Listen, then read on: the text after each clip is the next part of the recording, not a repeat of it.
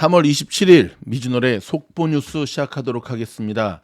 전 세계가 AI 전쟁인 거 아시죠? 하지만 현장에서는 진짜 AI 전문가라고 하는 인재가 수백 명 수준으로 기업들은 이들을 뺏고 뺏기는 싸움을 벌이고 있다는 소식입니다. 자, 월스트리트 저널에 따르면 생성형 AI 책임자인 네빈 라오의 언급을 이용해 우리가 구하려는 인재들이 한쪽에서는 넘쳐나고 한쪽에서는 턱없이 부족한 상황이라면서 사실상 대규모 언어 모델 LLM을 처음부터 훈련했거나 또는 환각과 같은 골치 아픈 문제를 해결할 수 있는 인재는 고작 전 세계에 몇백 명에 불과하다고 지적을 했습니다.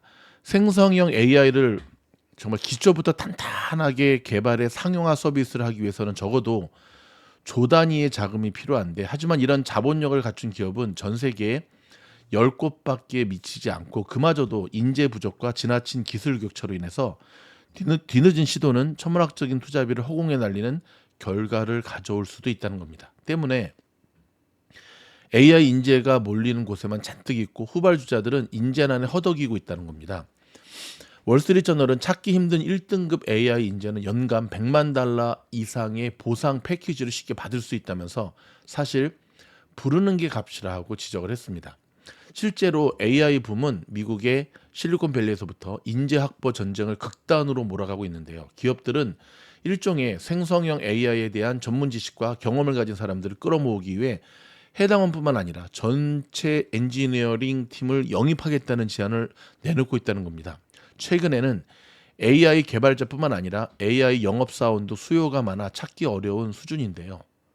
상황이 급변하는 기술 전환 초기에 서비스와 제품을 판매하려면 해당 기술에 대한 깊이 있는 지식이 필요하기 때문입니다.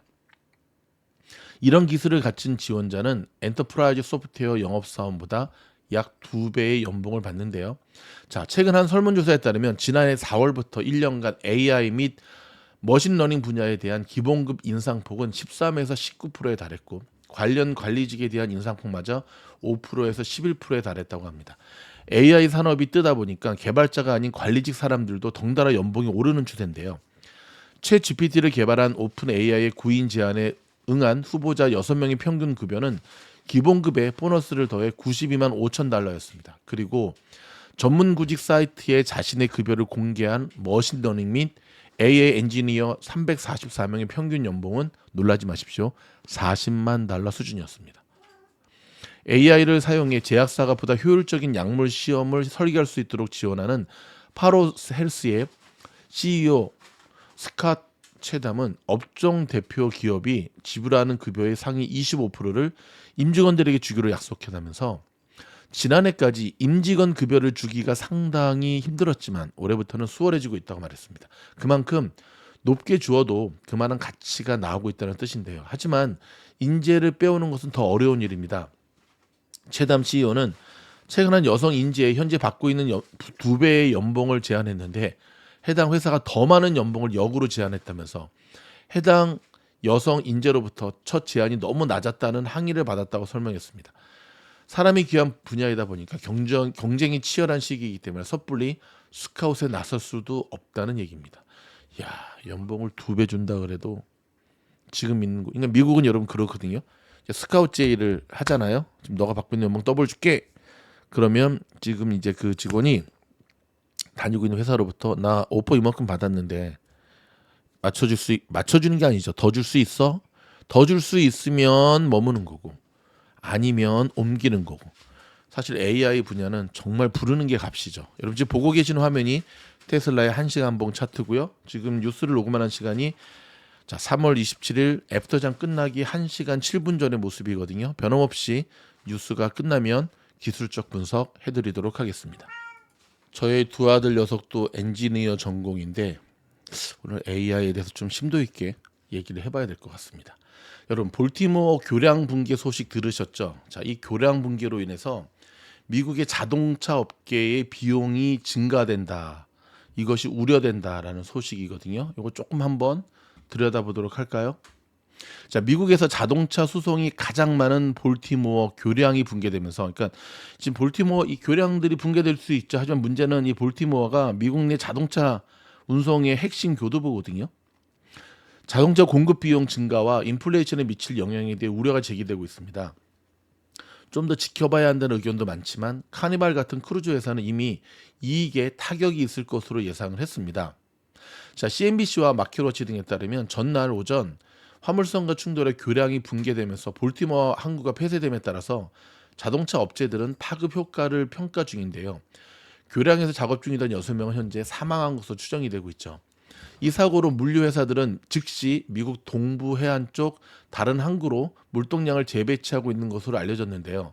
폭스바겐 그룹은 선박 운항에 영향은 없을 것으로 예상하지만 해당 지역의 교통 흐름 우회로 트럭 운송 지연이 발생할 수 있다고 말했고요. 도요다는 현재 심각한 혼란은 예상되지 않지만 장기적 영향을 결정하기 위해 상황을 평가 중이며 대응책은 있다고 밝혔습니다.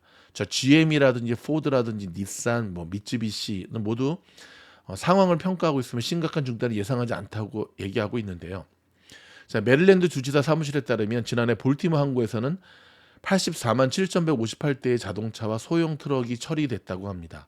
이번 사고 이후 자동차 업계는 뉴욕, 뉴저지, 노folk, 조지아, 사우스캐롤라이나 등 다른 항구로 우회하면서 수송 시간이 길어져 비용이 상승할 가능성이 높아지고 있습니다. 이번 사건은 수에즈 운하를 통과하는 선박에 대한 후티 반군의 공격으로 아프리카 우회 수송을 하게 된 글로벌 해운업계 또 다른 비용 부담 요인이 될 전망인데요. 물류 플랫폼 컨테이너 체인지 CEO인 크리스티안 랄로프는 볼티모어 발음이 이렇게 안 되지.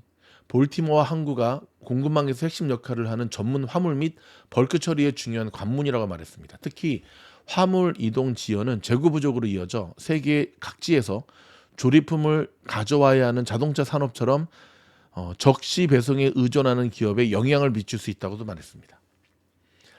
자, 볼티모어 교량의 붕괴는 공급망 비용 증가 문제를 하나 더 목록에 추가했다라고 볼 수가 있는데 앞서 전해드렸던 대로 수에즈라든지 파나마 운하의 교통 혼잡, 러시아 석유 기반 시설의 피해, 교량 손실 등을 고려할 때 결과적으로 인플레이션에 영향이 있을 것으로 생각하는 것이 합리적이라고 얘기했습니다. 자, 크루즈 운영사인 카니발은 이날 볼티모어 교량 붕괴로 연간 이익이 최대 $1,000만 가량 줄어들 것으로 예상한다고 말했거든요. 자, 카니발의 CEO인 조지 와인스타인은 이 회사의 크루즈 선박 중 하나가 볼티모어 항구를 1년 내내 이용하고 있다며 임시로 버지니아주 노folk의 해당 선박을 위한 공간을 확보했다고 말했습니다. 자, 여기서 한번 카니발 어닝이 오늘 있었지요. 아침에 한번 볼까요? 어떻게 움직였나?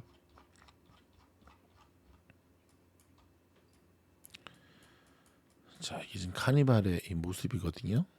어닝 위스퍼에서 한번 체크업을 해보도록 하겠습니다. 카니발. 자, 오늘 아침 장 시작하기 15분 전에 있었죠. 자, 비탄 것으로 나오는데 EPS는 아슬아슬했고요. 자, 레비뉴는 미스를 했네요. 근데 가이던스가 되게 좋게 나왔는데 이거는 지금 저 사고 볼티모어 사고가 반영이 되지 않은 것으로 보여지는데요. 자, 실적 발표 후에 올랐다가 쭉 빠졌다가 매수세가 들어오면서 다시 올라가는 모습. 참 어렵네요. 그렇죠? 자, 이 기사를 토대로 한다면 카니발은 계속 내려가야지 되는 게 맞는데 기사가 잘못된 건지 아니면 주식의 종목이 아랑곳하지 않고 가겠다는 건지 일단 내일 한 번 더 지켜봐야 될 모양새죠. 그렇죠? 지금 아직 F투장이 끝나지 않았지만 여기 딱 그어보면 어저께 종가랑 똑같다는 걸 알 수가 있죠. 지금 거의 어저께 종가랑 그렇죠? 야, 롱을 샀든 숏을 샀든 뭘 사도 수익을 낼 수 있는 구조였네요. 그렇죠? 이럴 때 우리는 다른 크루즈도 한번 봐야죠. RCL도 RCL 훨씬 좋네요. 크루즈 종목의 움직임이 참 좋네요. 그렇죠? 마지막 NCLH 크루즈 종목의 움직임이 이렇게 보면 카니발의 저 악재가 카니발에 영향을 미쳤다는 걸 알 수가 있죠. 왜냐하면 RCL은 올라갔고 NCLH도 올라갔고 그렇죠. NCLH는 플러스 5.85, RCL은 플러스 2.08, CCL은 플러스 0.94. 저 사고가 없었다고 한다면, 몰티모어 사고가 없었다고 한다면 오늘 실적 발표한 CCL이 이렇게까지 못 갈 이유는 하나도 없었죠. 좀 애프터에서 지금 테슬라 또 계속 또 흐르네요. 조금 안타까운 소식인데 테슬라 소식 전해드리도록 하겠습니다, 여러분. 자, 테슬라가 여러분 소식 들으셨겠지만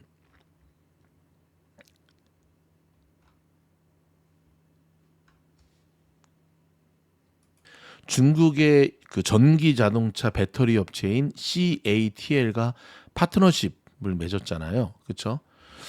근데 그 호재가 그닥 지금 테슬라 주가에 크게 반영이 되지 못하고 있습니다. 여러분 정확하죠?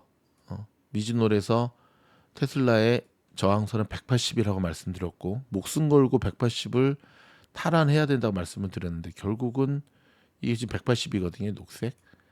오늘 수도 없이 장시할 때 뚫고 뚫었지만 결국은 180 위에서 안착이 안 되면서 지금 흘러내리는 모양입니다. 자세한 것은 이따 제가 말씀드렸던 대로 다시 한번 분석을 좀 해드리도록 하겠습니다. 자, 일단 시장에서는 이 카니발과 이 CATL과의 파트너십이 업계의 게임 체인저가 될 수 있다라고 바라보고 있거든요. 자, CD의 한 분석가는 이 회사의 목표 주가를 테슬라 목표 주가를 220달러에서 196달러로 낮췄습니다. 아니 뭐 게임 체인저가 될 수 있다며 목표 주가는 왜 낮추고 난리야? 그렇죠.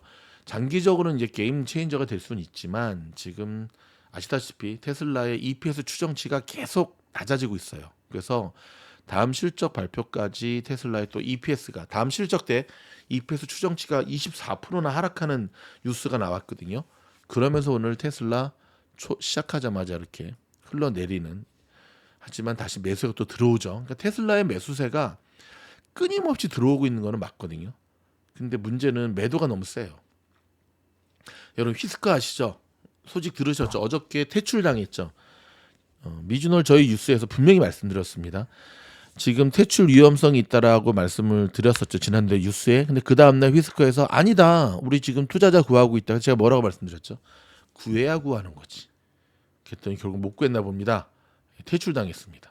여러분 이토록 지금 저희 그 오픈 영상이에요. 좀 지난주로 돌려보면 자, 이 피스커 다음으로 퇴출 예정에 있는 자동차 회사들의 리스트를 제가 쭉 알려드렸죠. 물론 그 중에는 뭐 리비안처럼 다시 사우드 펀드를 도움받아서 급등한 종목도 있지만 일시적인 지원일 뿐이에요, 여러분. 그러니까는 지원 자체가 일시적에서 끝나면 안 되고 그렇다고 지금 뭐 리비안에 투자하는 아마존도 그렇고 그렇죠. 루시드에 투자하는 사우디도 그렇고 계속 돈을 퍼부을 수가 없는 거예요. 이 정도 했으면 스스로 살아나야 되거든요. 스스로 살아나지 못하면 이제 퇴출이겠죠. 다음 소식입니다. 코인베이스 소식 전해드리도록 하겠습니다. 코인베이스가 증권법과 투자자 보호 의무를 위반했다면서 미 증권 당국이 제기한 소송이 계속 진행될 전망인데요. 현지 시각으로 27일 월스트리트저널은 미국 매체 보도에 따르면 뉴욕 남부연합지법의 캐서린 파일라 판사는 SEC가 코인베이스를 상대로 제기한 소송을 각하해달라는 코인베이스 요청을 기각해버렸습니다. 자, 여기까지만 하고 코인베이스 어떻게 움직였나 한번 볼까요? 자, 저런 기사가 딱 나오면서 오늘 시장은 여러분 보세요. 시장이 오늘 시작하자마자 나스닥은 정말 피해의 상징이었어요. 빠바바바. 근데 보세요. 초반에 1시 30분 동안 엄청 내렸거든요. 그리고 하루 종일 이러다가 끝날 때 30분은 또 다 말아 올렸습니다. 이러한 이게 뭐라 그러죠? 양동이라 그러나? 냄비라 그러나? 야, 이런 모습은 또 정말 보기 드문 모습이죠. 시장 어렵습니다. 네. 예상치 못한 흐름들이 계속해서 나오고 있다는 것. 시장 투자자들에게 계속해서 이제 멀미를 느끼게 하죠, 여러분. 그럼에도 불구하고 여러분 시장이 어떻게 움직이더라도 굉장히 지혜롭게 대체할 수 있는 미주놀의 실전적인 매매법, 하루 20분만 투자하시기 바랍니다. 굉장히 많은 분들이 자고 일어나면 멤버십에 가입하는 이유, 그 기법으로만 하면 꾸준히 수익을 낼 수 있습니다. 오늘 저는 또 연승을 이어갔습니다. 이제 내일 하루만 따고 배짱 모드로 잘하면 이번 달 들어 저는 단 하루만 마이너스가 났고 나머지 모두 연승하는 기록을 세우게 됩니다. 그 노하우를 아낌없이 나눠드리도록 하겠습니다. 자, 자넷 옐런 누님 소식 좀 전해드릴까요? 미국의 현 재무부 장관인 자넷 옐런이 오늘 뚜껑이 조금 열리셨습니다. 중국을 맹비난하고 나서셨습니다. 중국이 태양광 패널을 비롯해 클린 에너지 제품들을 전 세계 시장에 덤핑 판매하면서 시장을 왜곡시키고 있고 클린 에너지 산업 성장을 방해하고 있다고 주장했는데요. 장관 취임 뒤 두 번째 중국 방문을 수일 앞둔 옐런 장관은 이날 조지아주에서 열린 태양광의 에너지 제조업 연설에서 이같이 중국을 비난하고 나섰습니다. 자, 미국의 재무부가 공개한 연설문에 따르면 옐런은 공평한 운동장에서 경쟁하는 것이 중요하다면서 이번에 중국을 방문하면 중국의 클린 에너지 과잉 생산 설비에 대한 우려를 전달하겠다고 밝혔습니다. 중국이 태양광 제품, 전기차, 리튬 이온 배터리 등 클린 에너지 제품들을 국제 시장에 덤핑 수출해서 시장의 질서를 어지럽히고 있다는 시각인데요. 아무튼 이 중국 놈들은 어지럽히지 않는 분야가 없네 아주 그냥. 아울러 그는 중국 과잉 설비가 클린 에너지뿐만 아니라 철강, 알루미늄 덤핑 수출로도 이어지면서 세계 경제에 해를 미치고 있다고 비판했습니다. 옐런은 중국의 과잉 설비는 글로벌 가격 생산 패턴을 왜곡하고 미국의 기업과 노동자들에게 피해를 주고 있다고 말했습니다. 그는 방중길에서 중국에 이 문제 해결을 위한 필요한 조치를 취할 것을 요구할 것이라고 말했습니다. 도대체 도움이 정말 안 되네 아주 그냥. 이러다가는 정말 또 욕하면 안 되죠. 제가 참고 있는데 좀 심하잖아요. 응? 진짜 콱. 아마존 소식 전해드리겠습니다. 아마존이 생성형 인공지능 황제인 스타트업 오픈 AI를 추격하고 있는 앤스로픽에 27억 5천만 달러를 추가로 투자합니다. 이게 얼마냐면요. 3조 7천억 원. AI 경쟁에서 우위를 점하기 위해 30년 역사상 최대 규모의 외부 투자에 나선 것인데요. 자, 조금 전에 들어온 소식에 따르면 아마존은 앤스로픽에 추가 투자에 나서면서 총 40억 달러를 투자했다고 밝혔습니다. 지난해 9월 12억 5천만 달러에 이어 대규모 자금을 다시 투입한 건데요. 이번 거래는 앤스로픽의 최종 가치 평가액인 184억 달러에 준해 체결됐다고 CNBC는 말했습니다. 자, 여기서 그러면 투자한 아마존 주가가 또 어떻게 흘렀는가? 뉴스 전하고 차트 보고 괜찮은 것 같아. 그렇죠? 이게 뭐야 이거? 잠깐만요. 차트가 이상한가요? 갑자기? 아니죠. 예. 아마존 모습 좋네요. 그렇죠? 자, 오늘도 볼까요? 아마존 좋네.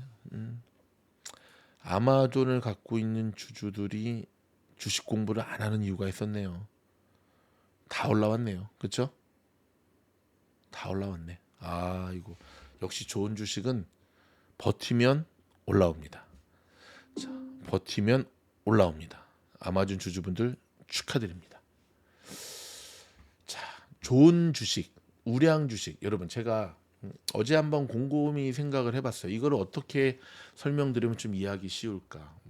한국 상황으로 말씀을 드릴게요. 보통 이제 대학 졸업생들이 대기업 갈라 그런가요? 중소기업 갈라 그러나요?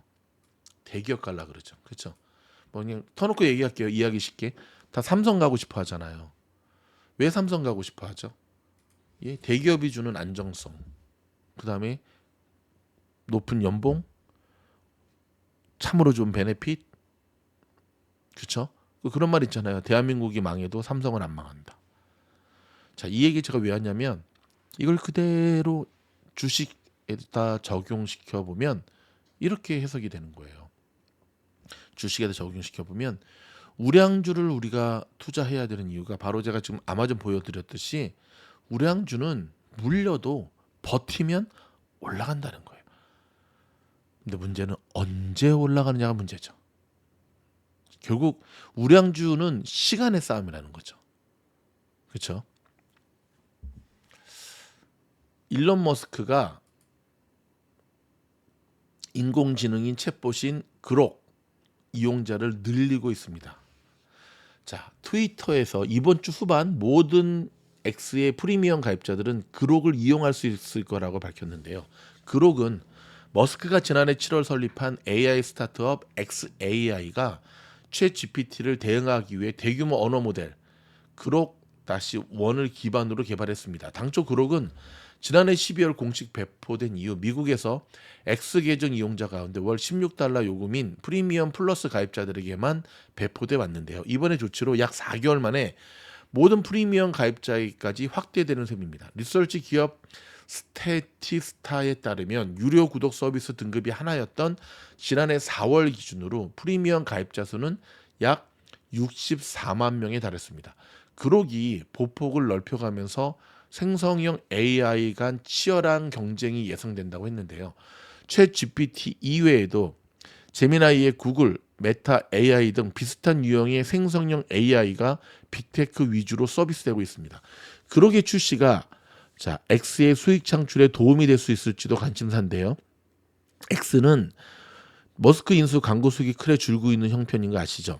특히 머스크가 지난해 11월 자신의 X 계정에 반유대주의 음모론 주장에 동조하는 글을 올렸다가 논란에 휩쓰였고요. IBM, 애플, 디즈니, 월마트 대형 기업들이 줄줄이 X의 광고를 좀 중단하고 있는데 하지만 제가 말씀드렸죠.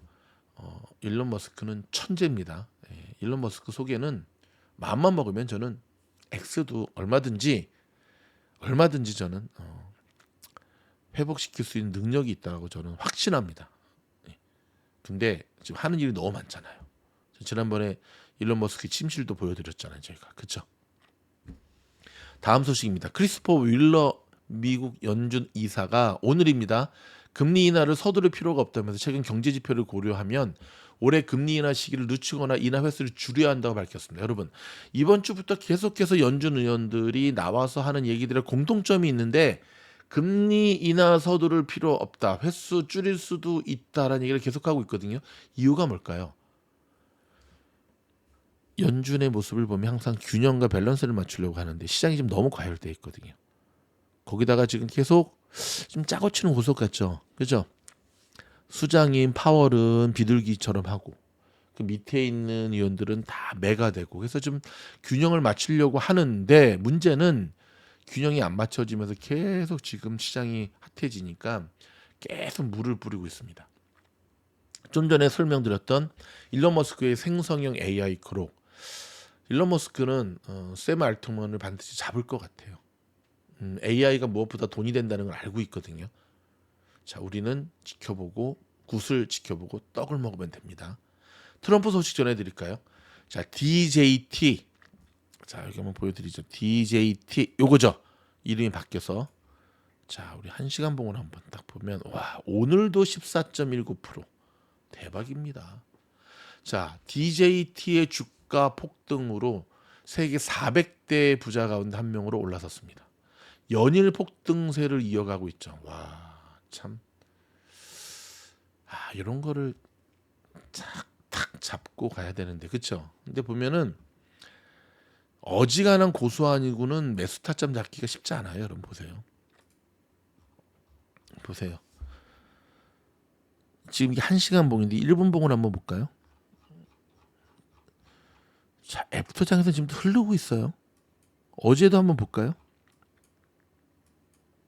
어제. 자, 어제 장 끝나기 전에 계속 흘렀어요. 결국은 24시간 동안 얘를 지켜보지 않은 이상은 일종의 도박적 베팅을 해야 된다는 건데 이 또 아시다시피 무슨 주식입니까? 이 종목이 세력주잖아요. 이 세력주 같은 얘라든지 레딧이라든지 이런 애들 잡는 법 이미 저희 미즈놀에서 보이십니까? 여기 레딧 요거 레딧 사냥법 알려드렸습니다. 계속 여러분들을 꼬시고 있습니다. 꼬실 때 넘어오시기 바랍니다. 파이퍼 샌들러가 S&P 500 지수의 조정을 예상하며 모델 포트폴리오에서 엔비디아를 제외해 버렸습니다. 저도 같은 생각이고 오늘 이 영상을 이제 올릴 생각인데 보세요. 오늘도 엔비디아만 빨개요. 그렇죠 여러분. 엔비디아가 뭐 문제 있나요? 더블탑이 나와 버렸어요. 보이시죠? 엔비디아 지금 더블탑이 나왔어요. M자형 하락의 시작. 하지만 저는 섣불리 엔비디아를 숏쳐서는 안 된다고 계속해서 말씀드렸습니다. 차라리 엔비디아를 숏칠 바에는 엘림이래. 엔비디아의 눌림목을 보고 다음 롱 포지션을 잡는 게 더 안전하다는 사실. 여러분 엔비디아처럼 강력한 주식 잘못 숏쳤다가는 골로 갑니다. 자, 미국의 좀 더 전해드릴 소식을 제가 그러면 헤드라인 중심으로 한번 몇 가지 중요한 것들을 계속 전달해 드리도록 하겠습니다. 해드릴 말씀은 정말 많은데 또 시간에 한계가 있으니까 그렇죠. 자, 유럽의 지금 반독점 규제 때문에 빅테크 종목들 일명 뭐 팡이라든지 M7 기업들의 기술 혁신이 꺾일 수도 있다라는 리스크가 지금 계속해서 등장하고 있습니다.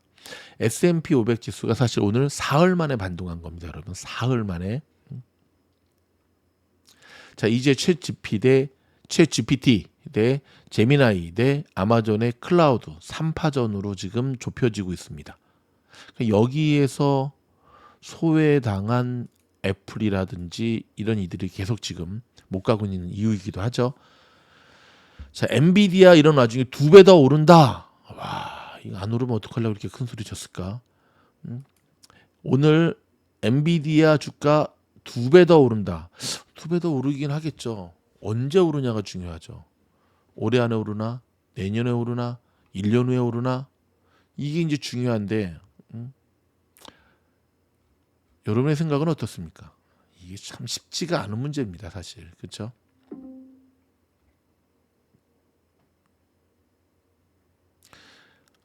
롤프 버크 뉴스트리트 리서치의 테크 애널리스트. 이 친구가 그래도 나름대로 테크 쪽에서는 잘 나가는 아이비거든요. 엔비디아 주가 2배 오른다. 2배 오른다. 근데 저는 당분간 2배는 쉽지 않을 거라고 생각합니다. 2배는 오르겠죠. 계속. 근데 언제 오르냐? 언제 오르냐? 이게 참 중요합니다. 자, 미국의 로컬 소식 전해드리고 테슬라 기술적 분석 해드리도록 하겠습니다. 다시 주가는 테슬라의 1분 차트. 급등하기 시작했습니다. 보세요. 여러분 보세요. 애프터에서 이런 모습? 뭔 일이 있나요? 이럴 때 좀 바로 들어와야 되는데 잠깐만요, 여러분. 많이 기다리셨습니다. 뉴스를 이렇게 오래도록 녹음하는 거 처음 봤습니다. 잠시 제가 일치정지 해놓고 찾았습니다. 지금 어떤 일이 벌어졌냐 찾았는데 바로 이겁니다. 자, 보면 여러분 딱 1시간 전에 지금 애프터장이 좀 끝났거든요. 현재 끝났죠. 1시간 전에 정확하게 트위터래. 왜 이래? 테슬라가 막 쳐 올렸잖아요. 빠바바바바바. 그렇죠? 이게 어떤 기사냐면 1시간 전에 일론 머스크가 정확하게 1시간 전에 이렇게 이 기사가 올라갔어요. 그러니까는 스타링크가 아르헨티나에서 이제 now available 이용할 수 있게 됐다.